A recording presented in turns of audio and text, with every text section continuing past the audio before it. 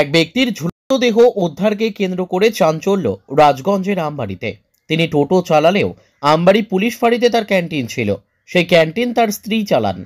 শনিবার সকালে স্থানীয় করতোয়া নদীর ধারে একটি গাছ থেকে তার দেহ উদ্ধার হয়। প্রায় 50 বছর বয়সী ওই ব্যক্তির নাম সুভাষ সরকার। স্থানীয় সূত্রে জানা গিয়েছে, আজ সকালে স্থানীয়রা প্রাতঃভ্রমণে বেরিয়ে ওই অবস্থা দেখতে পান।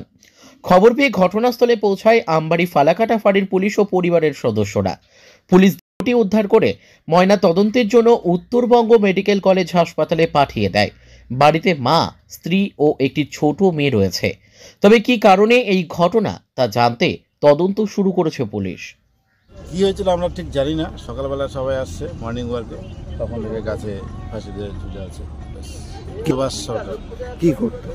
টোটো চালাইতে জানি না। না কারণ এখনো জানা নাই, পুলিশ আসবে।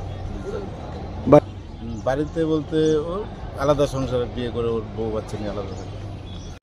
হ্যাঁ, থানায় ক্যান্টিন ছিল, আমবাড়ি থানায়। কামারভিটা বুধের সুভাষ সরকার নামে একজন ব্যক্তি কাল রাতে ব্যারেজ সংলগ্ন এলাকায় হ্যাঙ্গিং হয়েছে।